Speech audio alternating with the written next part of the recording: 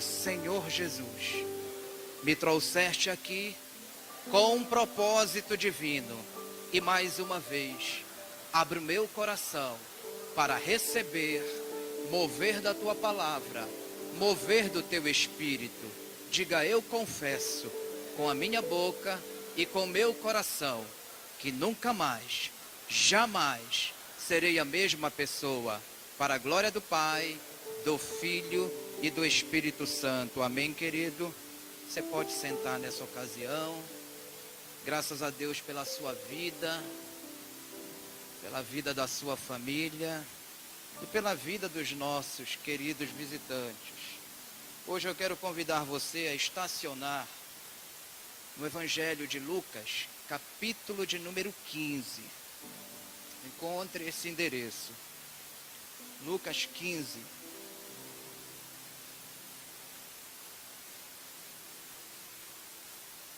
Está chegando o nosso retiro de casais, amém? Glória a Deus. Neste mês, dias 22, 23 e 24. E hoje eu quero ministrar uma palavra sobre a sua vida. Uma palavra que foi ministrada sobre a minha vida. Ela alcançou a minha família também há alguns anos atrás. E hoje eu tenho muita vontade que o Espírito Santo de Deus ele esteja endereçando essa palavra, essa ministração para a sua vida, para a sua família e também para o seu casamento. Amém? Então, antes de nós começarmos a leitura do texto de hoje, eu gostaria agora que o seu espírito, ele aterrizasse aqui nesse local com o seguinte objetivo: você pensar de uma forma muito contundente na noite de hoje, que a sua família, ela é importante para você. Que a sua casa, ela tem um valor muito precioso para a história e o bom andamento do curso da sua vida. Que as pessoas que Deus te deu para você cuidar, se você é um pai, se você é um marido, elas são muito preciosas, elas têm um valor imensurável. Primeiro para Deus e primeiro para você. E se você está no contexto de uma família, na condição de um filho, na condição de uma esposa, na condição de um familiar, um membro deste clã tão antigo chamado família, que você possa entender que não existe nenhum lugar melhor na terra do que se estar depois da presença de Deus, a não ser a nossa casa, a nossa família. É muito bom, queridos, quando termina o dia, o nosso expediente, a gente tem um local para a gente voltar e a gente ter a certeza que nesse local tem gente preciosa esperando a nossa chegada. Amém?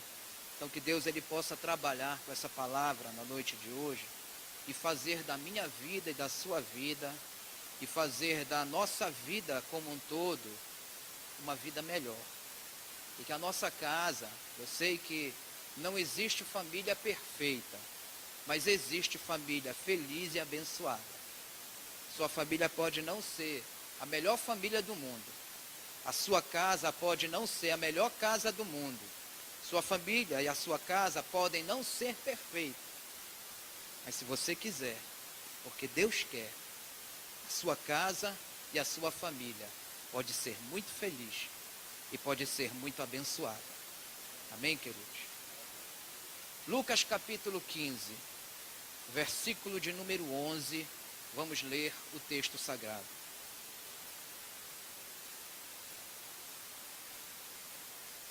Disse-lhe mais o Senhor Jesus: certo homem tinha 2 filhos. O mais moço deles disse ao pai: Pai, dai-me a parte dos bens que me toca. Repartiu-lhes, pois, aquele pai os seus haveres. Poucos dias depois, o filho mais moço, ajuntando tudo, partiu para um país, uma terra muito distante, e ali ele desperdiçou E ali ele gastou todos os seus bens, vivendo dissolutamente de uma forma errada. E havendo ele dissipado tudo, houve naquela terra uma grande fome, e aquele filho começou a passar muitas necessidades.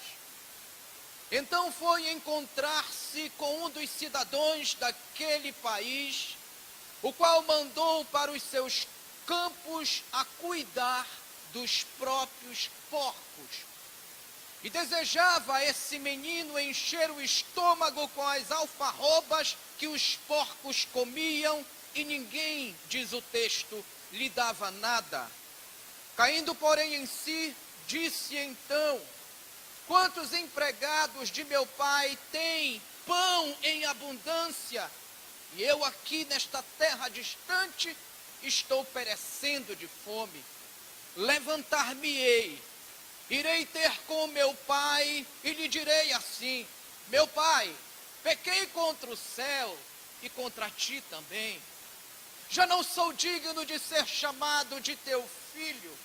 Trata-me agora como um dos teus empregados. Levantou-se, pois, aquele filho e foi e voltou para a casa do seu pai. Estando ele ainda longe, o seu pai assim ouviu. Aquele pai encheu-se de compaixão e, correndo, lançou-se-lhe ao pescoço do filho e começou a beijar-lhe incessantemente. Disse-lhe então aquele filho: pai, pequei contra o céu e diante de ti, já não sou digno de ser chamado teu filho.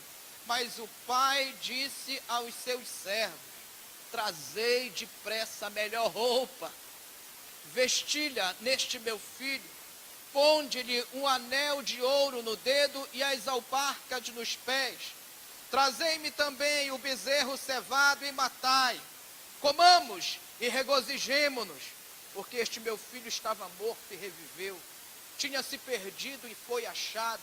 E começaram a regozijar-se.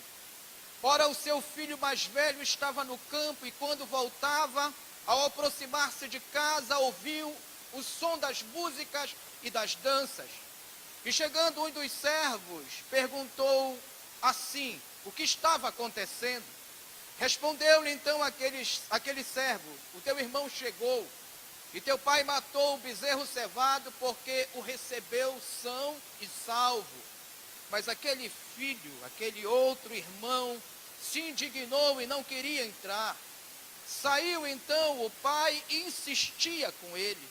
Ele, porém, respondendo ao pai, disse: eis que há tantos anos eu estou contigo, te servindo, nunca transgredi um mandamento teu. Contudo, nunca me deste um cabrito para eu me alegrar com os meus amigos. Vindo, porém, este teu filho, que gastou os teus bens, que colocou tudo a perder com as meretrizes, mataste-lhes o bezerro cevado. Replicou então aquele pai: filho, tu sempre estás comigo, e tudo que é meu é teu. Era justo, porém, hoje regozijarmos-nos e alegrarmos-nos, porque este teu irmão estava morto e reviveu, tinha se perdido e foi achado. Que Deus abençoe a porção da sua palavra no nosso coração na noite de hoje, querido. Hoje eu quero, de uma forma muito especial, falar sobre esse assunto vital para a nossa vida, chamado família. Porque família é o ponto de partida para todos os relacionamentos que acontecem na nossa vida. Família é a oficina modeladora do caráter de todo ser humano. Tudo que a gente aprende dentro da nossa família fica guardado dentro da gente para toda a vida. Família é o espaço onde o homem cresce de forma individual e também coletiva. É na família que está o segredo do crescimento da igreja. O crescimento espiritual da igreja depende da edificação da minha família, da sua família, da nossa família. Família é conceituada como a pedra base de uma sociedade. Nenhuma civilização sobreviveu sem a presença da família. Nenhuma outra instituição terrena é capaz de substituir o papel que a família tem na vida de um ser humano, sendo ele homem ou mulher. Lucas capítulo 15, o texto de hoje, ele é um texto muito conhecido por todos nós. É a famosa parábola do filho pródigo. E esse texto, ele foi separado na noite de hoje de propósito, para que venhamos a repensar como anda a nossa família no final do ano de 2013.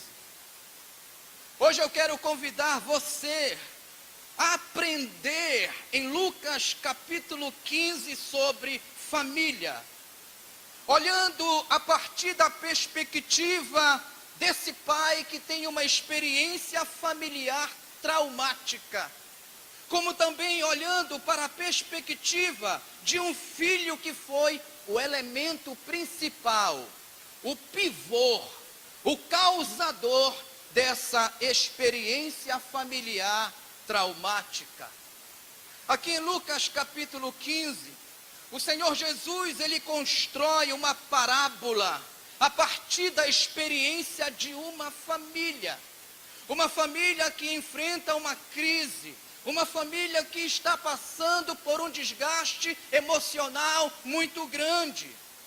E na vida da gente, existem dois momentos que eu considero os dois momentos muito perigosos nas fases que a vida ela nos leva a passar.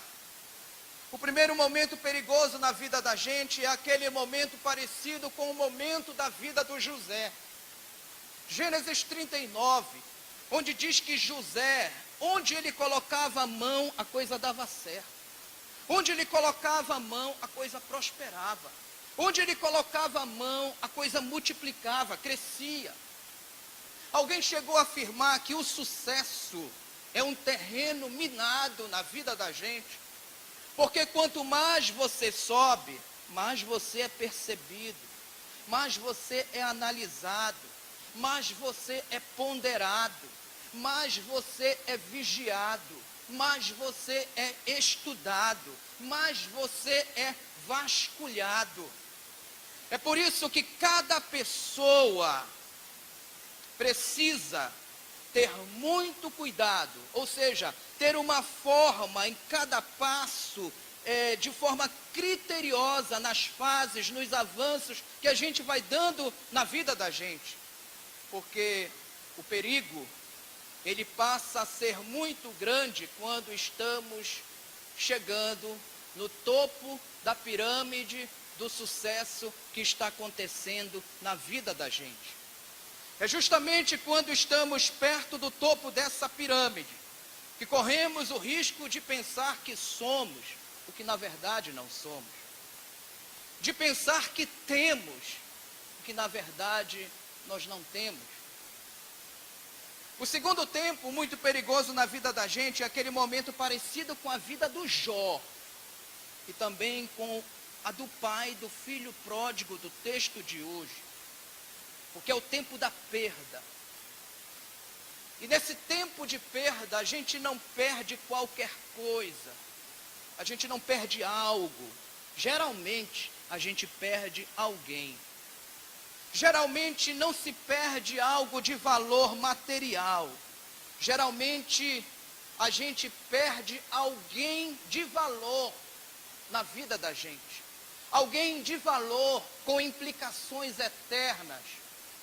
E o grande desafio no tempo chamado tempo de perdas é a gente não se perder com as perdas e com as coisas que vão acontecendo na vida da gente. Por que eu estou dizendo que este tempo de perdas é um tempo perigoso na vida da gente? Porque se você não tiver o seu caráter construído na rocha de Jesus, na rocha da sua palavra, na doutrina dos fundamentos sagrados, você corre um grande risco de questionar até mesmo o caráter de Deus, como fez a mulher de Jó.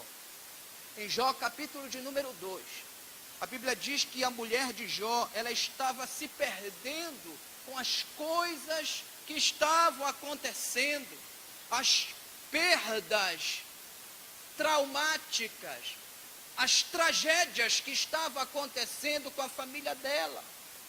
Então, o tempo de perdas é um tempo muito perigoso. Agora, tudo depende de como você se comporta dentro desse contexto chamado tempo de perdas. Quando o chinês ele olha para uma situação complicada, ele faz a leitura de duas formas. Ele vê a crise e o problema como um perigo, ou então uma oportunidade dele crescer e dar um passo à frente dos outros. O chinês, ele olha uma situação, ele faz a leitura dele. E aqui em Lucas capítulo 15, o pai do filho pródigo, ele olha para toda aquela situação que estava acontecendo dentro da casa dele, e ele faz uma leitura positiva e nunca negativa. Apesar daquele pai estar perdendo um filho, ele não se deixa perder com aquela perda.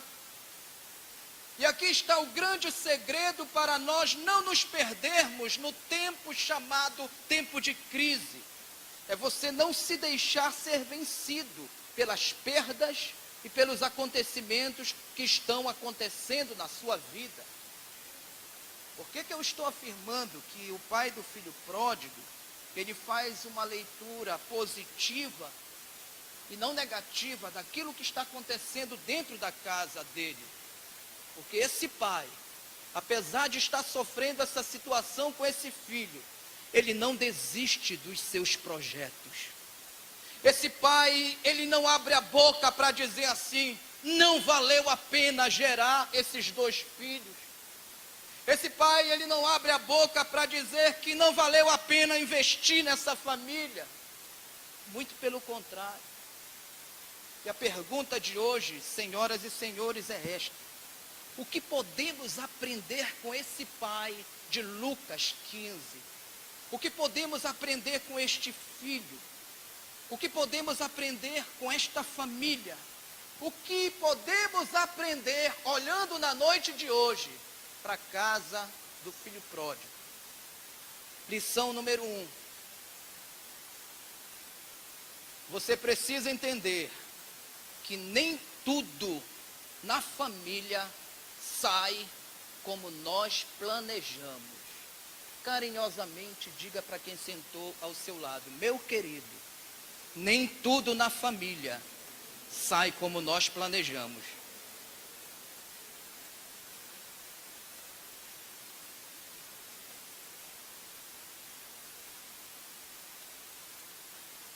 Parecido com o pai do texto de hoje, queridos, eu tenho 2 filhos, estão ali em cima, o Samuel, 16 anos, Daniel, de 14 anos. Pelo menos uma vez na semana, nós tentamos aplicar um princípio bíblico e moral na vida deles, em pleno século 21. E a gente considera isso importante porque nós estamos investindo na formação do caráter desses 2 meninos. Todos os dias, quando estamos em casa, eles fazem pelo menos uma oração comigo ou com a mãe deles, ou no café da manhã, ou no almoço, ou na janta. A gente procura investir na educação deles, nos estudos deles. A gente procura fazer da vida deles uma vida feliz. Mas eu tenho também, na minha consciência, e a Marisa também, que nem tudo na família sai como nós planejamos.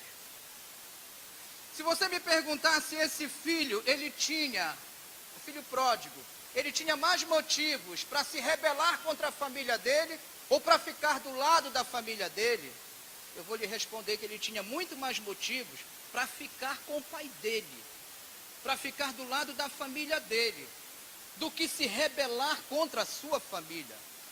Porque quando Jesus ele fala do pai do filho pródigo, Jesus está desenhando, Jesus está descrevendo nessa parábola o caráter do próprio Deus na vida desse pai. Não bastando esse filho ter um bom pai dentro de casa, ele tinha também lá do lado de fora um campo cheio de novilhos. Ele tinha uma casa confortável para voltar todo final do dia. Ele tinha acesso a uma boa música. Ele tinha muitos amigos. Ele tinha um irmão. Ele tinha muitos empregados. Mas, pastor, me explica como é que um bom pai, que investe o melhor que ele tem, que faz o melhor que ele tem, e as coisas acabam não saindo, não acontecendo do jeito que a gente planeja, por uma única razão, meu querido. Por mais que você faça o melhor, isso não anula o direito dos nossos filhos escolherem o pior para a vida deles. Por melhor que eu faça, que você faça, isso não tira dos nossos filhos o livre-arbítrio dado por Deus. E eu tenho consciência que a decisão final vai ser do Samuel, meu filho. Eu tenho consciência que a decisão final vai ser do Daniel, meu filho. Por isso, preste atenção na noite de hoje. Qual é a lição que eu também aprendo olhando para a casa do filho pródigo na noite de hoje? Faça sempre o melhor, para amanhã você não sofrer com a dor da culpa, com a dor do remorso e nem com a dor do arrependimento. Bata no ombro do seu irmão da direita e da esquerda e diga: não desista da sua família. Continue fazendo o melhor, porque amanhã você não vai sofrer com nenhum sentimento de culpa. Amém, queridos? Olha, gente, esse pai, ele podia dormir. Melhor, ele poderia ficar sem dormir por conta da dor da saudade. Esse pai, ele poderia ficar sem dormir por causa da dor da separação. O meu filho foi embora. Esse pai poderia ficar sem dormir por causa da dor da perda. Mas esse pai, o pai do filho pródigo, ele nunca ficaria sem dormir por conta da dor da culpa, por conta da dor do remorso ou do arrependimento, dizendo: por que eu não fiz o melhor para o meu filho?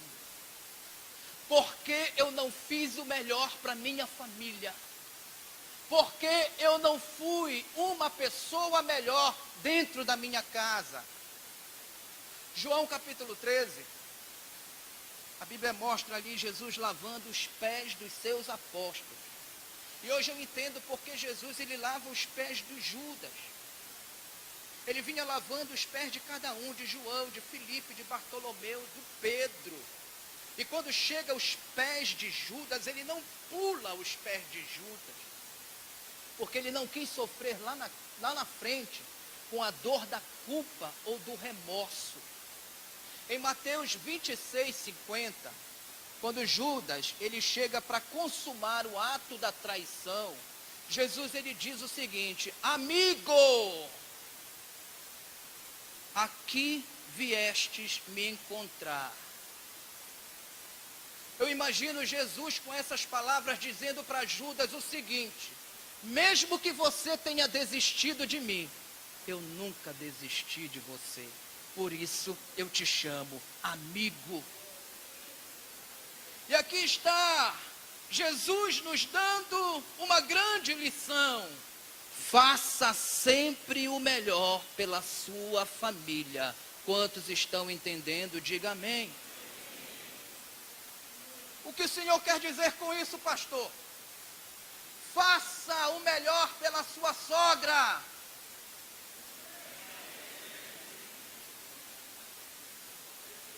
Quantas sogras nós temos aqui? Fiquem de pé. Vocês são uma bênção. E ai de vocês. Ai, se não fosse vocês na nossa vida, na vida de cada casamento que está por detrás da sua vida. Estenda a sua mão direita, que Deus abençoe nossas lindas e preciosas sogras na noite de hoje. Vocês são uma bênção.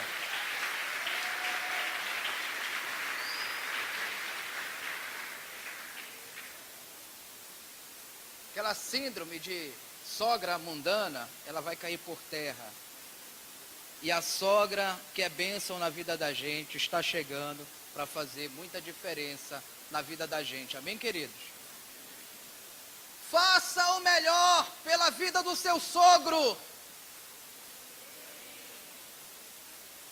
Faça o melhor pela sua esposa difícil. Irmão, gostei do seu amém. Faça o melhor por este marido que não reconhece. Poxa, irmãs. Faça o melhor por esta família complicada. Por que eu estou falando isso, queridos? Porque amanhã, ainda que você esteja do lado do caixão de um deles, você não vai sofrer com a dor do remorso, do arrependimento, da culpa, porque o seu coração estará falando e sentido. Quando ele estava vivo, quando ela estava viva, eu sempre fiz o melhor pela vida dele e pela vida dela. Quem está entendendo, diga amém. Dê flores enquanto essa pessoa vive. Reconcilie enquanto a vida. Ame, faça o melhor, fale o melhor, se expresse de forma melhor, enquanto existe vida. Enquanto existe vida, existe esperança. Amém, queridos? Então eu vejo no texto de hoje o filho pródigo, ele desistindo do seu pai. Mas aquele pai que ficou sozinho em casa, ele nunca desistiu da vida daquele filho. Eu não sei qual foi a experiência traumática que você teve com seu filho, mas eu quero ministrar na noite de hoje como profeta de Deus para a sua vida, que a mesma unção que repousou sobre a vida desse pai, ela virá sobre a sua vida. E no nome de Jesus, ainda que esse menino, que essa menina tenha desistido da sua família, de você, mas Deus estará afincando uma estaca no seu coração, e você será o pai, a mãe que estará sempre esperando a volta desse filho. Quem recebe, diga amém. Glória a Deus. Alguns anos atrás, a minha família teve acesso a uma história real, que conta, eu vou falar sobre esse fato aqui, porque foi um fato marcante na nossa vida. E por que eu estou falando sobre esse fato? Conta que uma família, haviam dois garotos irmãos, o Pedrinho e o João. Em algumas semanas, o Pedrinho ele começou a ficar muito sensível e começou a falar demais que ele amava a família dele. Ele dizia sempre para o seu irmãozinho João: meu irmão, eu te amo demais. E o João, meio machão, né? Ele dizia: sai para lá, cara, tu tá me estranhando? Para com isso. E um dia o pai daqueles dois meninos chega em casa estressado, e o Pedrinho estava jogando bola no quintal. Ele veio suado, lameado, e abraçou o seu pai dizendo: pai, eu te amo muito. E aquele pai não gostou, porque ele estava suado, estava melado, estava lameado, e chamou a atenção do Pedrinho, porque o Pedrinho estava abraçando daquela forma. O Pedrinho foi para o seu quarto, e depois de algum tempo a sua mãe o encontra curvado no canto do quarto chorando. E ela se volta para aquele filho se abraça com a sua mãe, e o Pedrinho diz: mãe, eu te amo muito. E ela dizia assim: olha, Pedrinho, você também é um filho muito amado aqui dentro de casa, aqui dentro da nossa família. E naquele dia, todos daquela família foram dormir. E pela madrugada, o Pedrinho se levantou e ficou na beira da cama, olhando para o seu irmão João dormir. A claridade acordou seu irmão João, muito bravo, colocou o Pedrinho para correr e voltar para a sua cama. O Pedrinho não foi para a sua cama, ele entrou no quarto do pai e da mãe. E lá ele ficou olhando o pai e a mãe dormirem, quando seu velho pai acorda e toma um susto com o Pedrinho olhando, e ele chama a atenção duramente do Pedrinho e o manda para o seu quarto dormir. Na manhã seguinte, todos acordaram cedo para os seus afazeres, menos o Pedrinho. Seu pai já estava furioso, ele sobe então para o quarto, e ali, para chamar o Pedrinho, ele toma um grande susto, porque ele vai acordar o Pedrinho, e o Pedrinho não acorda mais. O Pedrinho estava morto, ele morreu dormindo. Em uma de suas mãos havia um papel, ele abre, era um tipo de cartinha, e naquela carta estava escrito assim: um outro dia, Deus ele veio me visitar num sonho. E Deus dizia que apesar de eu amar muito a minha família e ser muito amado por ela, eu teria que deixá-los. Eu não queria que isso acontecesse, mas Deus me explicou que isso seria muito necessário. Eu não sei o que vai acontecer, eu estou com muito medo. Eu só quero que a minha família saiba o seguinte: João, meu querido irmão, eu nunca me envergonhei de te amar e dizer que eu te amo muito. Mamãe, a senhora é a melhor mãe do mundo. Papai, o Senhor, de tanto trabalhar, esqueceu de se divertir comigo e com o meu irmão. Eu amo todos vocês. Assinado Pedrinho. Faz mais de 10 anos que essa história ela chegou dentro da nossa casa.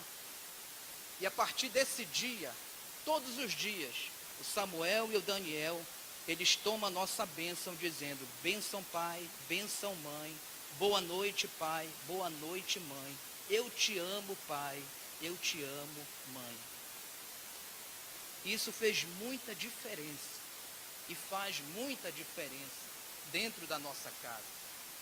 E a palavra do Senhor hoje aqui para você, para sua casa, é exatamente essa: faça o melhor que você puder pela sua família, pelos seus familiares, para amanhã você não ficar deprimido pela dor do remorso.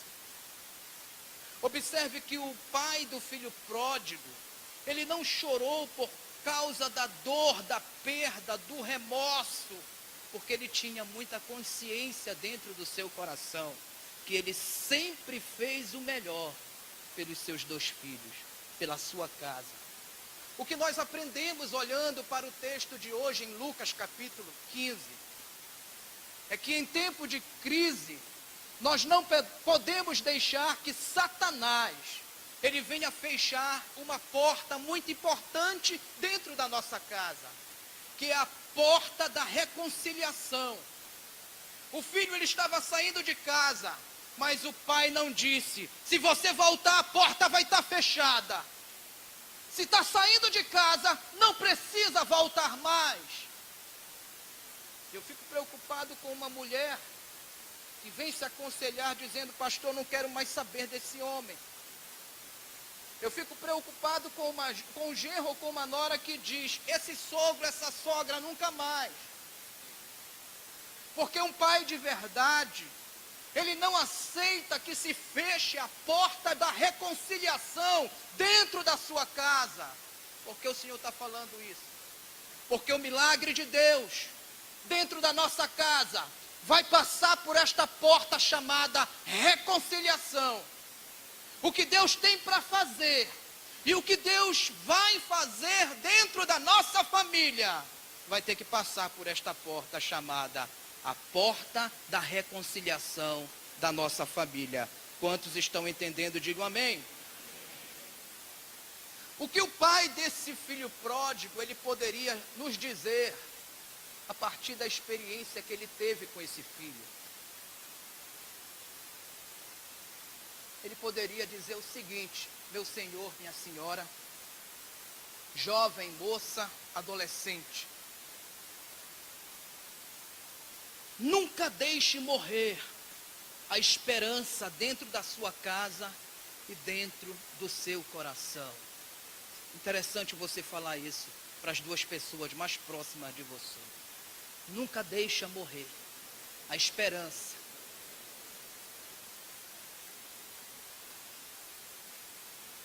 Amém, querido? Na sua casa e no seu coração. Porque sem esperança nós deixamos de sonhar.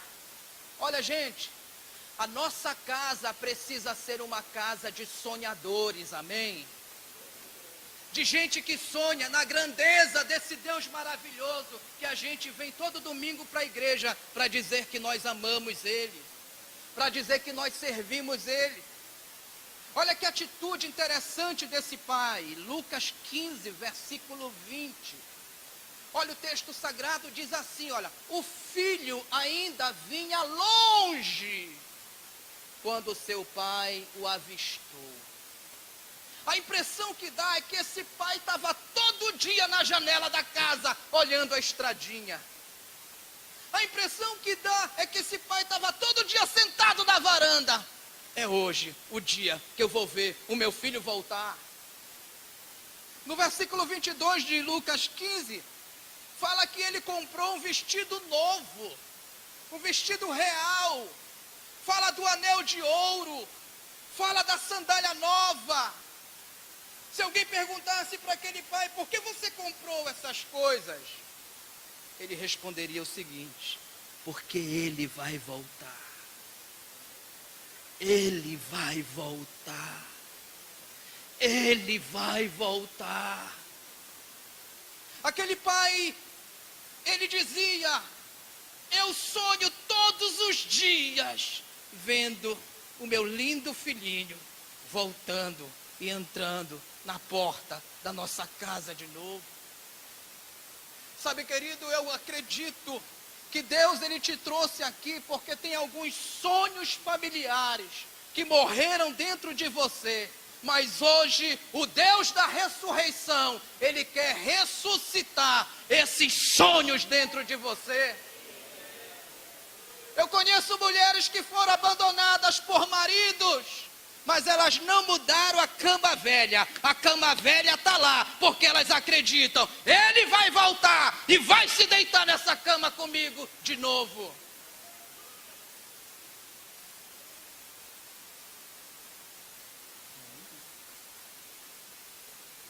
Versículo 22.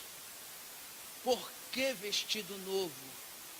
Porque eu sonho que o meu menino vai voltar. Porque esse anel de ouro? Porque eu sonho que ele vai voltar. Porque as sandálias novas? Porque eu sonho que ele vai voltar. Porque está engordando esse bezerro? Porque eu sonho que ele vai voltar. Porque você está aqui na noite de hoje? Porque dessa tribuna está sendo liberada uma unção sobre a sua vida.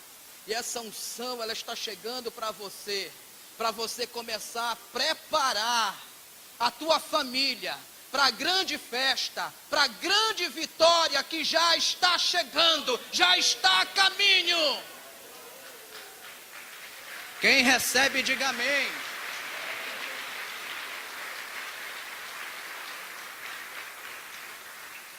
Reúne a tua família, irmão, e prepara o coração deles. Reúne a tua casa e fala desse sonho familiar para eles. Reúne os teus e prepara a tua casa. Prepara o ambiente familiar que é teu, porque a tua vitória está chegando e Deus tem prazer em fazer isso. Se você parar de sonhar, você perde a razão de existir. A gente só consegue chegar onde os nossos sonhos, eles chegam. Porque o Senhor está falando isso, pastor? Porque o Deus dos sonhos está dizendo: os sonhos são a matéria-prima que eu uso para operar as realizações daquilo que eu quero fazer na tua vida e aqui na terra. Se você parar de sonhar, a esperança morre. Se você deixar de sonhar, você não tem esperança. Por pior que seja o momento que você esteja vivendo, acredite, porque assim diz o Senhor: continue sonhando, continue sonhando, continue sonhando.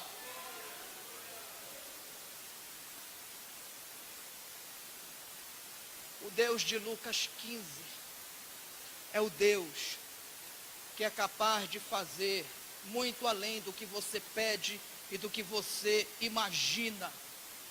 Deus pode fazer muito mais do que você acredita dentro da tua casa, dentro da tua família.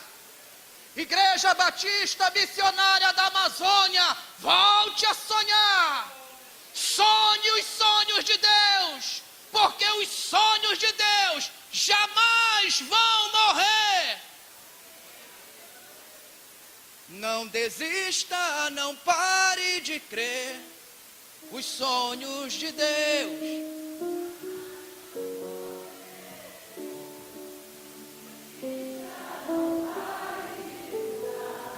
Não pare.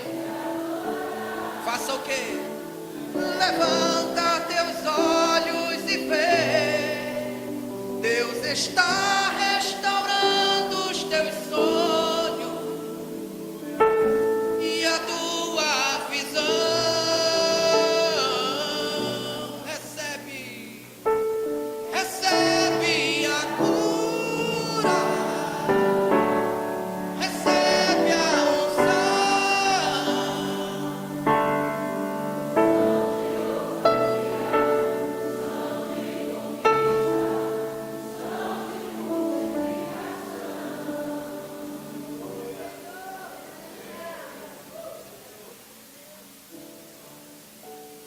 Só os sonhadores compram vestidos novos para a festa da vitória que Deus vai fazer.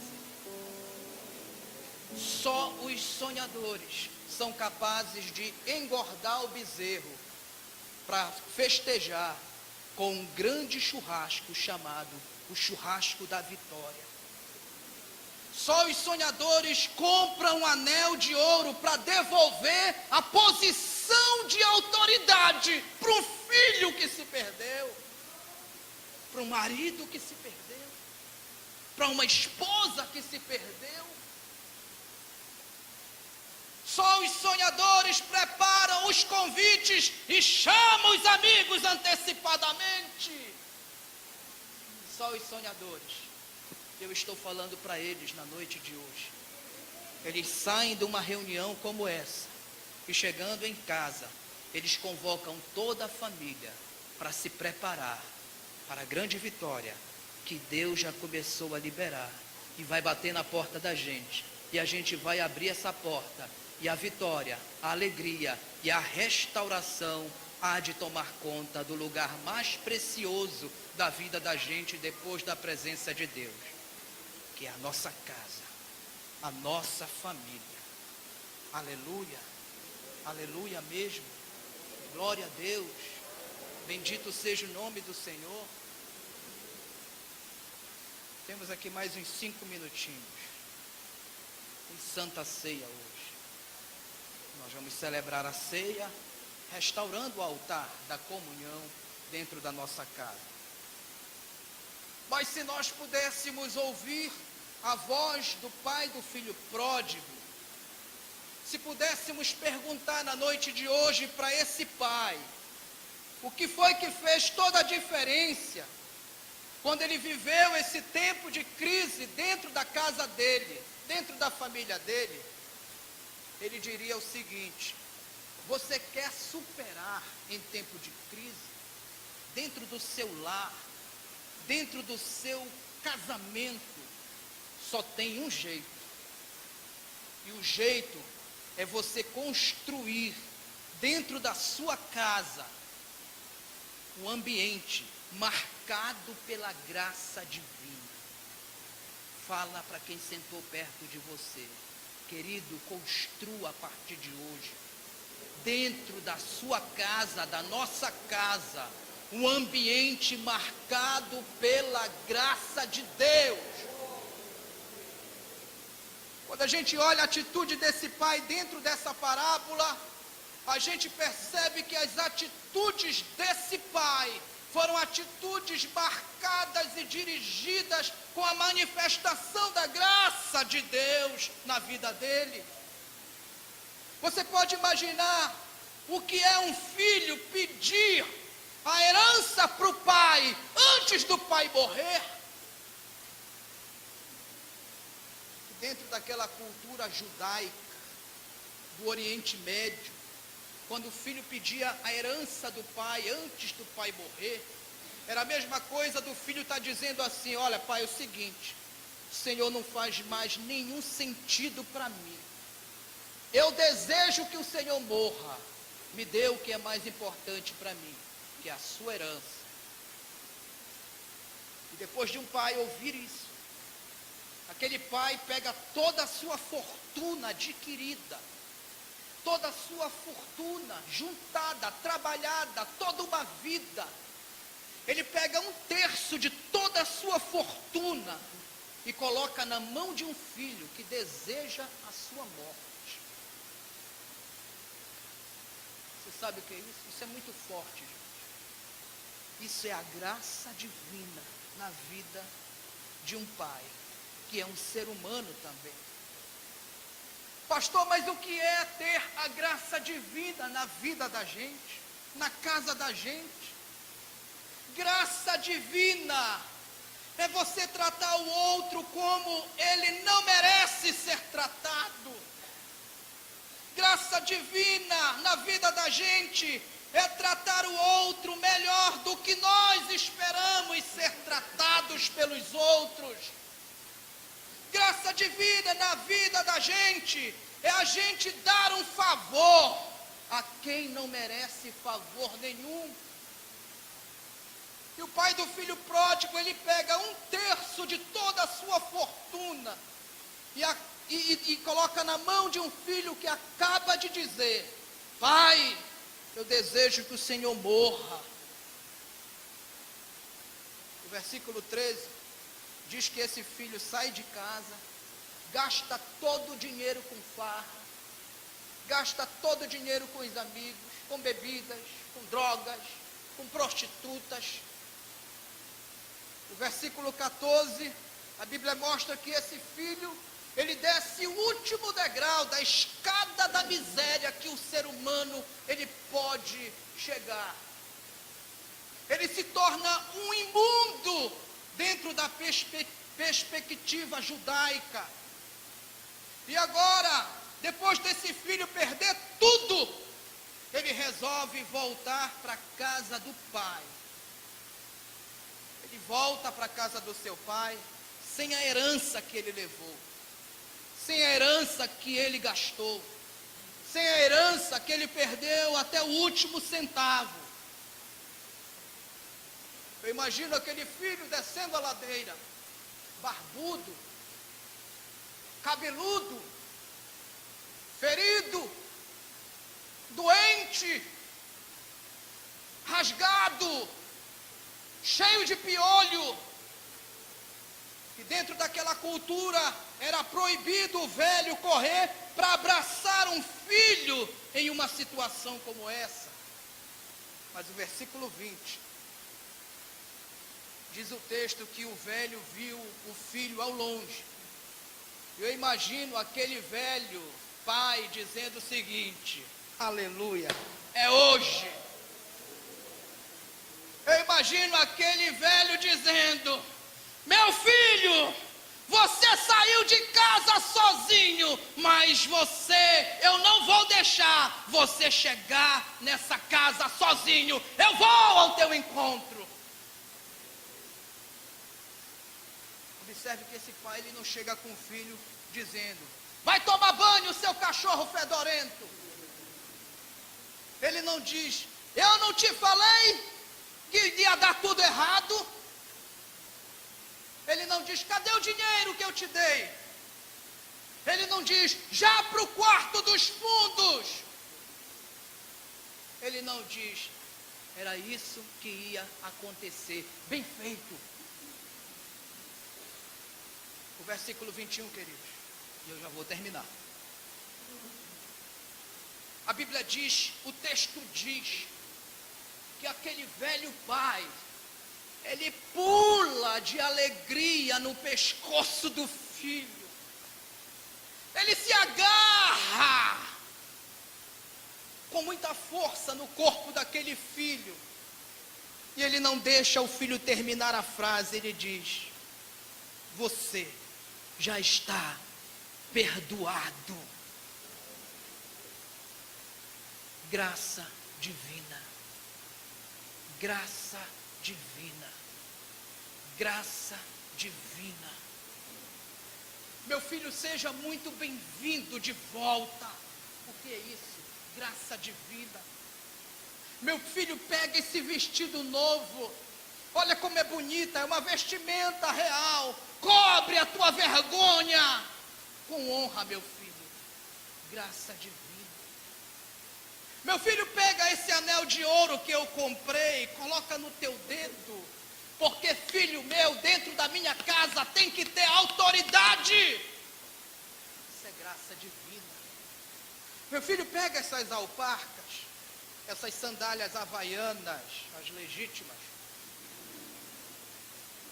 Quem anda descalço dentro da minha casa são os serviçais. Filho meu, dentro da minha casa anda calçado. O que é isso? Graça divina. Matem o bezerro cevado, porque hoje nós temos motivos dentro desta casa para celebrar uma grande festa. O que é isso? Graça divina. Convidem os amigos. O que é isso? Graça divina. Vou concluir aqui. Em outra ocasião, nós vamos falar mais sobre o restante desse texto.